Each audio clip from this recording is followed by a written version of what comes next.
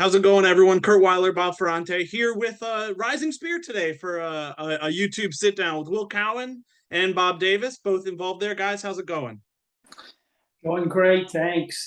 Nice to be able to talk to y'all. I've been friends of Jerry's for a long time, and it's nice to see Osceola doing big and better things. Yes, absolutely. Thanks for having us. I guess we can get right into it. I mean, obviously, I know Bob. We talked when I was actually at an old job. I think Yeah. leading up to the spring game, but I know y'all launched, I guess, in December. It's coming up on a year. This is kind of the first football season, if you will. What's that like for y'all? I have to imagine it's a fairly hectic time. Well, it's a hectic time. I mean, Will can fill you in on a lot of details. I mean, back when we first started, Kurt, and I talked to you, and we really didn't know what we were doing yet. It was the whole thing was brand new. As you know, that Alan and I were on the board of the boosters and had to step aside to take on this task because there couldn't be any relationship between Florida State and us, which is really a lot more difficult than I thought it was going to be. But we added Will as our chief operating officer. He has been really doing a super job for us. And I think you'll hear as we go through this that we went from back in January to having 3 kids under contract to almost 200 today. In all, Will can fill you in on the sports, but we've been busy. The donors have been fabulous, and we're ready for a big recruiting season. Yeah. Go ahead. Sorry.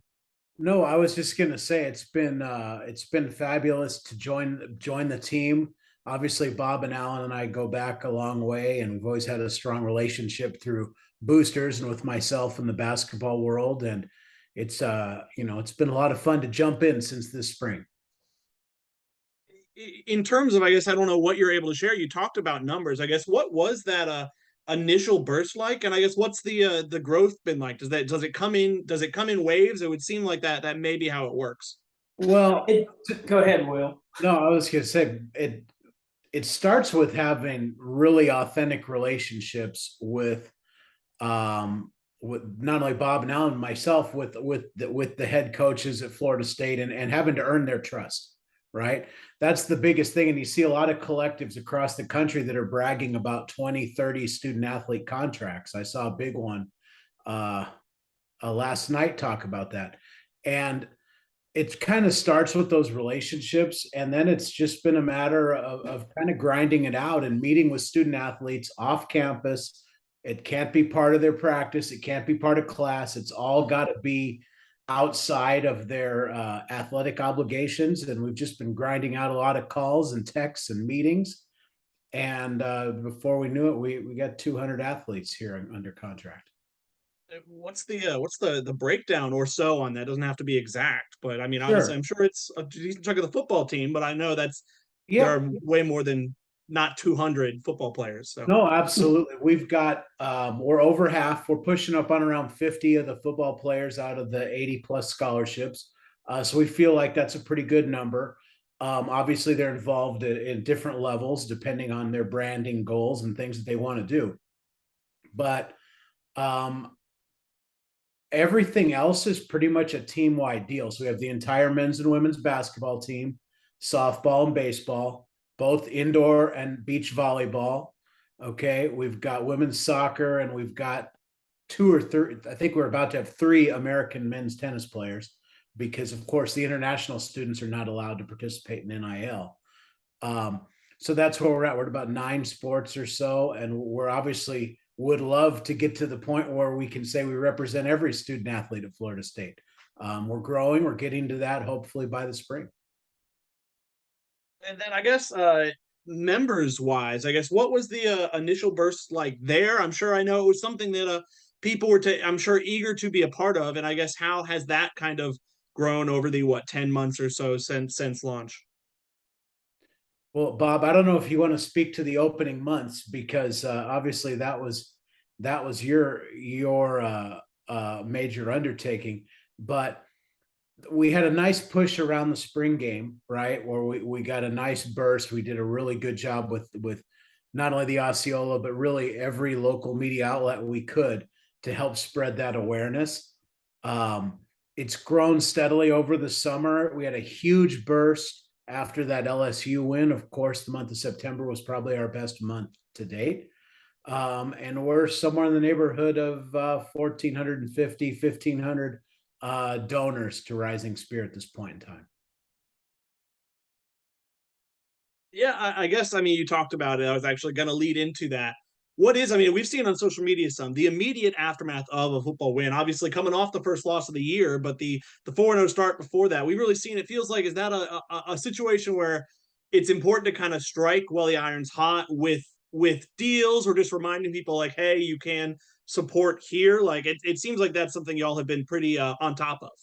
Yeah, it's about consistency and frequency. Those are the two words that we try to use with our staff and people that work with our social media, is just being real consistent with our message that we're here to serve the students. We never take a cut of the money, meaning there's no administrative fees that come off the top of those donations. Bob and Alan are covering all that privately, right? And that we're inclusive. We're serving more than a handful of students. So that's the consistent message. And we're just really frequent about putting it out there. Of course, everybody's excited after a big win, and that doesn't hurt. But really, it's just been kind of a grind to remind people that we're here. And I think our student athletes do a good job telling that story after the events. In the immediate aftermath like that, has it been, it seems like, is it more the people who are become monthly contributors, or is that more maybe a time where the one-time contributions really come in? That's a good question. It's about 60% one time. So I would say about 40% of our donors are on a monthly subscription.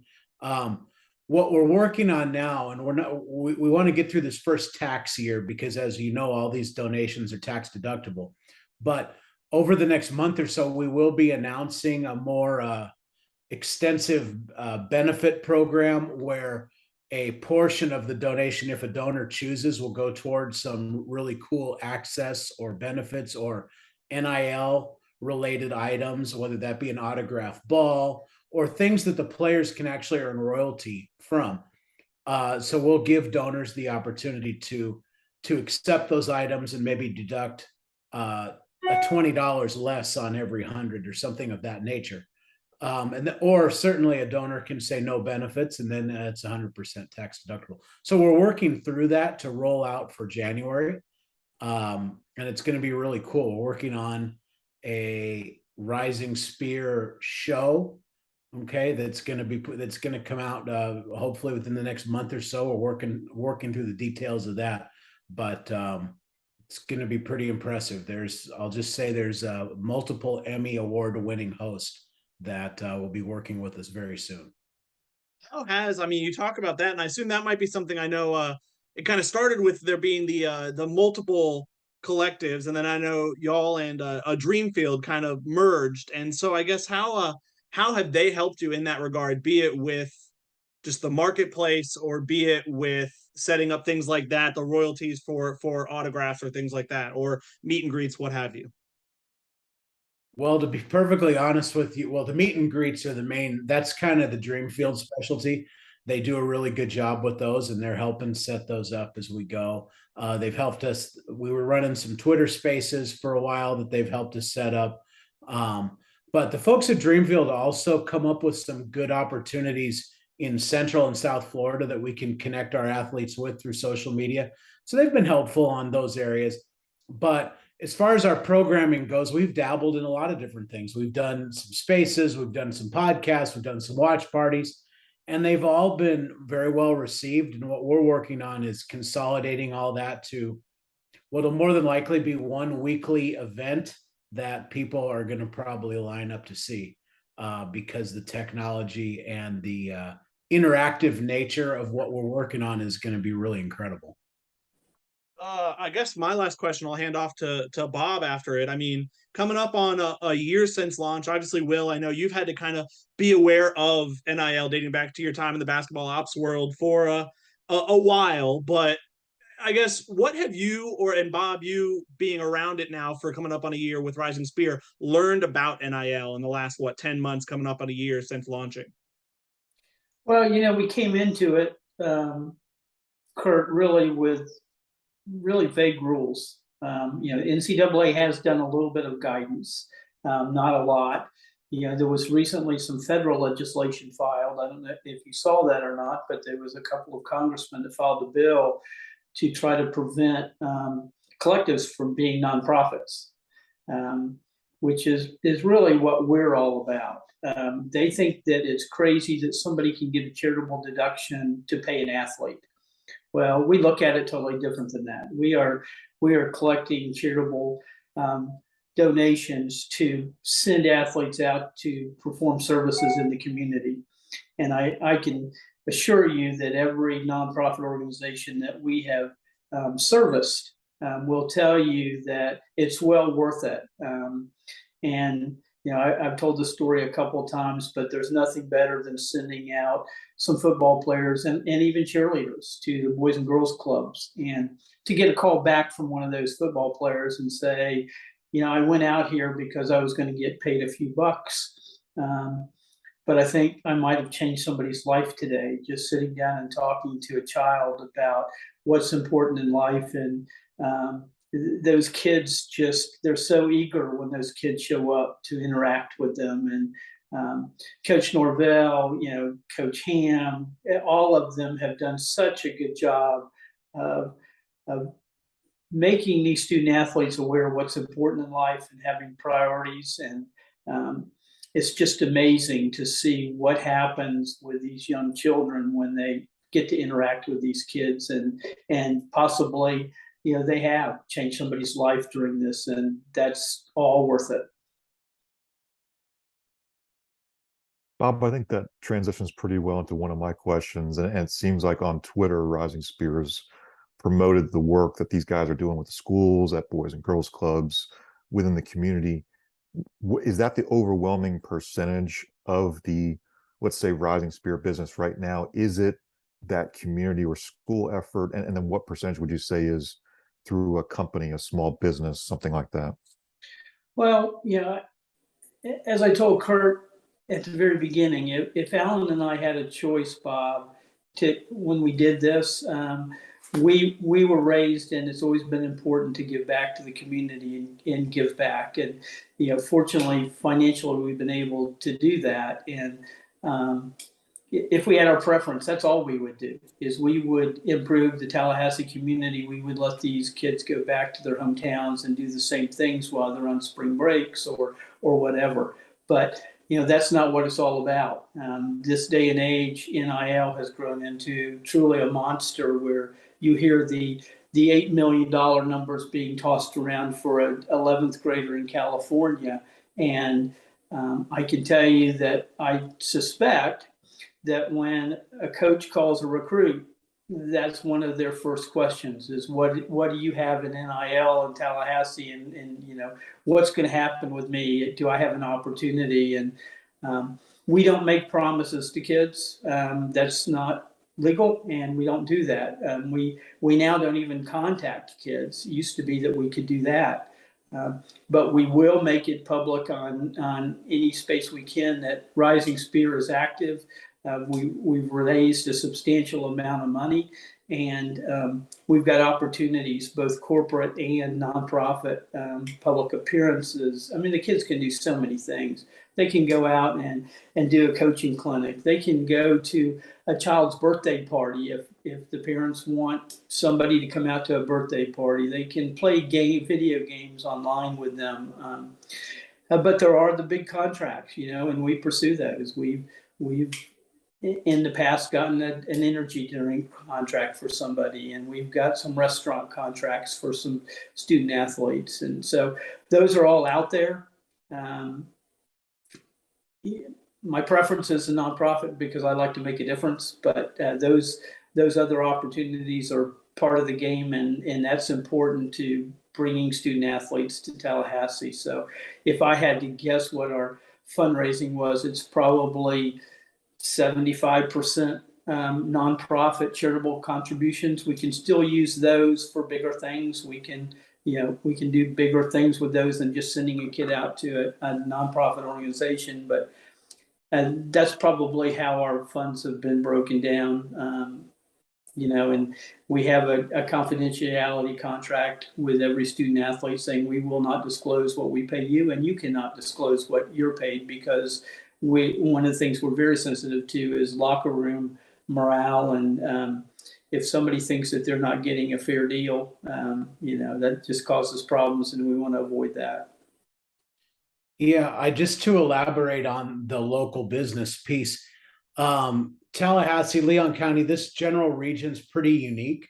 And between Learfield and between the university, I think a lot of marketing money, as it should, is spent kind of in that direction surrounding the athletic events at Florida State.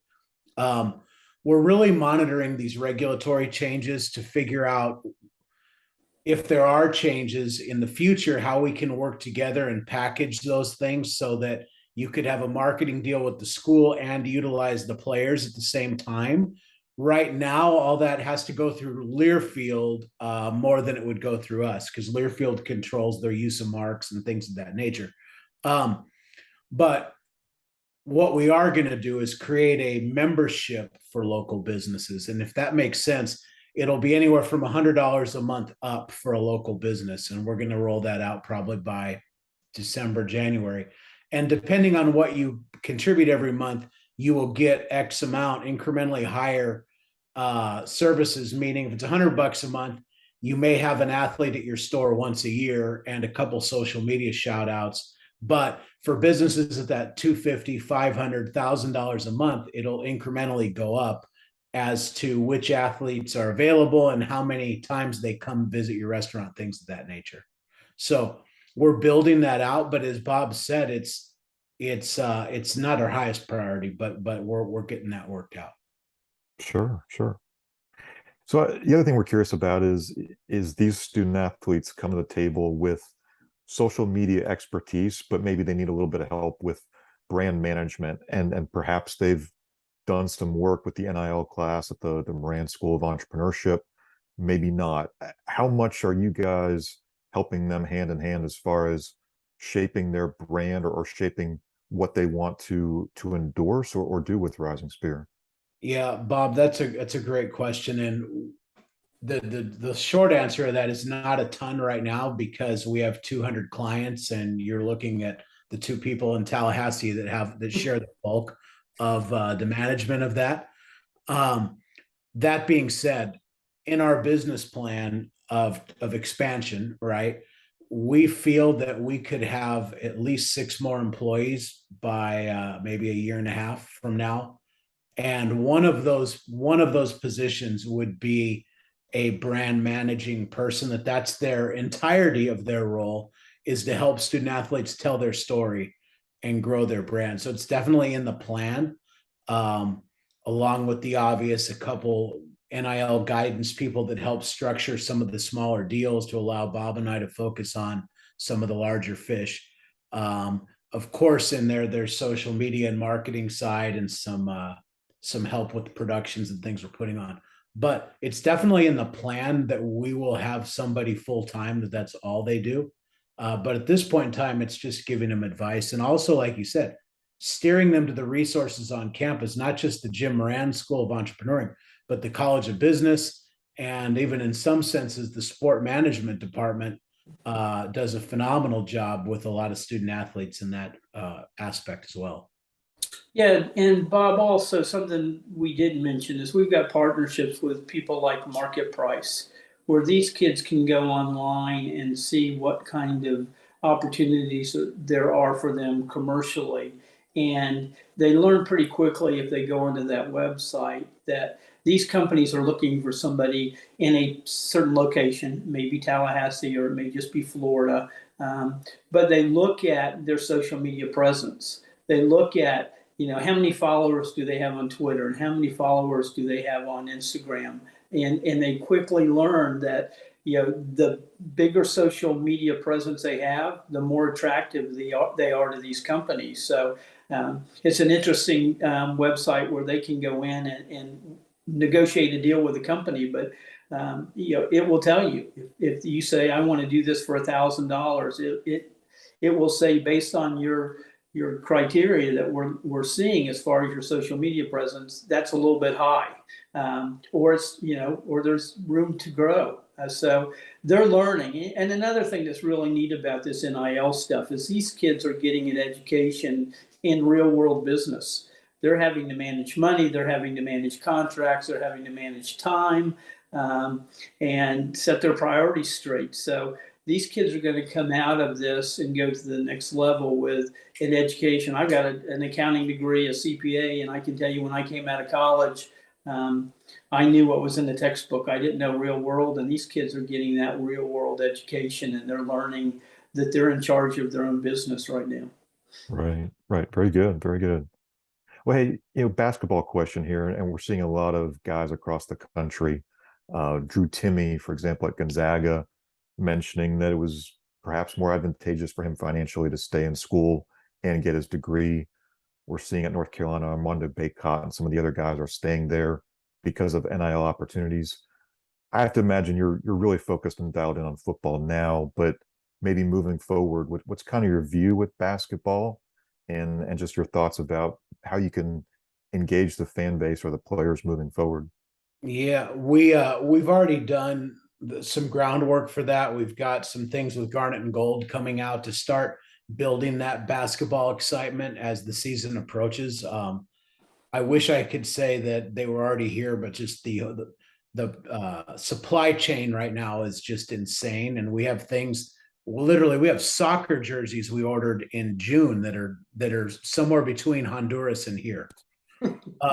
So the men's specifically in men's basketball, we've got some merch and some things that we're doing in the short term, but we have a very strong long-term plan that we're working on to create a situation that might entice a young man or a young lady to forego that early draft route. And it takes time. It takes time to build that up. We do have a tremendous basketball fan base here, and we're working at it. Bob, I know you were involved in that soccer national championship T-shirt as part of the co-branding with Florida State Athletics. But can you guys discuss anything? I know that it's probably on a boat somewhere between Honduras and Tallahassee, but anything with soccer or softball, thinking about other Olympic sports that you'd like to do or that are in I the can works? actually, I'll address that a little bit. Yeah, Will's got those answers because we do have things going on. Yeah, we do quite a bit. So we've all seen Fanatics do the football jerseys. Okay, so that was step one. Fanatics is also doing a T-shirt and hoodie program for some of those Olympic sports, men's, women's basketball, the ones you mentioned, volleyball, soccer, baseball. So through Fanatics, you'll be able to go to Seminoles.com and do that, which is nice. We are working with Garnet and Gold. We have at least 4 or 5 baseball and softball jerseys and T-shirts that will be here for the spring. They've already been ordered. We are, like I said, we're waiting on our Clara and Jenna soccer jerseys that should be here any day now. We've done some T-shirts for football through Garnet and Gold. As I mentioned, men's basketball is going to have a whole line. There's another company called Campus Inc. that Mark Cuban founded that we're working through some details with, but it's just really slow. There's thousands of athletes across the country that want to do co-branded merch. The royalties are involved. There's royalties for the school and the athlete to work out, which are fine, but the supply chain and the staffing is just simply not there right now. And it's taken a long time. My prediction would be probably by springtime, you will see some version of an NIL store with Follett in our sports shop and campus bookstore for sure. Also with Garnet and Gold and available online. So we're working at it. We're pushing on it, but it is slow moving right now with product. Understood. Supply chain is a challenge right now. Well, Will, your boss, your old boss, I guess I should say, Coach Sue Semrau, is on your advisory board, and I think we're both curious. How did Coach Sue become involved, and what can she bring to the table for you all? Well, the first thing Sue brings to the table, in my opinion, is a quarter century of credibility in Tallahassee, um, which is first and foremost.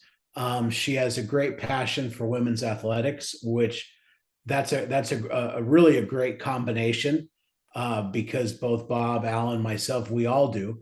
But you've got to have that representation, and she's an outstanding speaker, and she provides a good um, experience when we bounce ideas off of her to see, so what do you think about this? Well, the coaches may react this way. If we do this type of NIL deal, that could affect something that the coaches are doing over here in marketing or whatever. So she's just got that experience. It's really nice. She's helped engage some donors in town for us.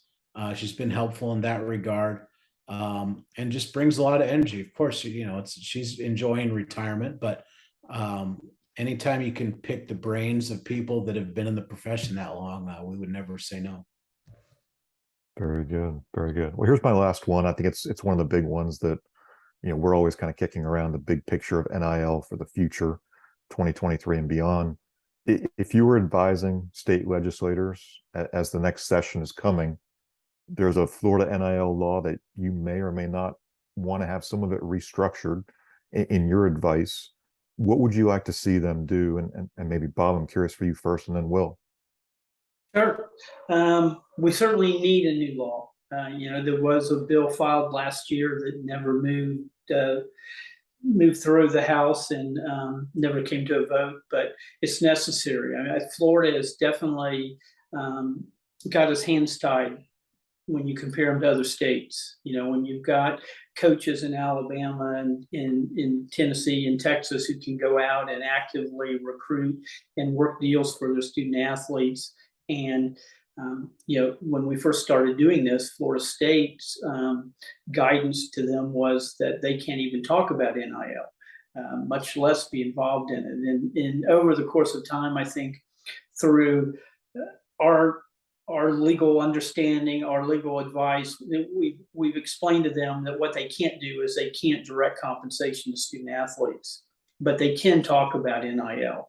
I mean, I've been to meetings, Bob, where Coach Norvell was a speaker and I was sitting in the audience, and somebody would say, can you update us on what's going on in NIL? And he would say, no, I can't.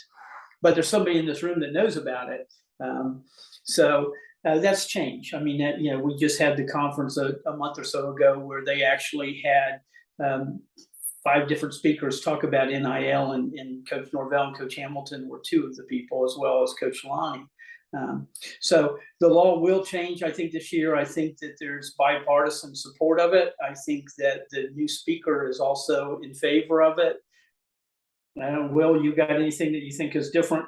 No, that was pretty thorough. I think there's even a chance federally that the Federal Trade Commission and at least some national standard be put into place. Hopefully not in the tax details like Bob outlined on collectives, but certainly there should be some set of guidelines that everyone, at least in the group of 5, somewhat follow. Well, I appreciate it, guys. Thank you so much for the time, for the information. I'm sure people will be glad to hear about a lot of things that are coming in the works, and a lot of the inner workings of what goes on over there at Rising Spear. All right. Our pleasure, Kurt. Anytime you guys want to talk, we're available. So just let us know. We're an open book, except for revealing all the contracts that we issue and how all that works. But we can tell you what we're doing, how we're doing it, and what we see is going to happen in the future.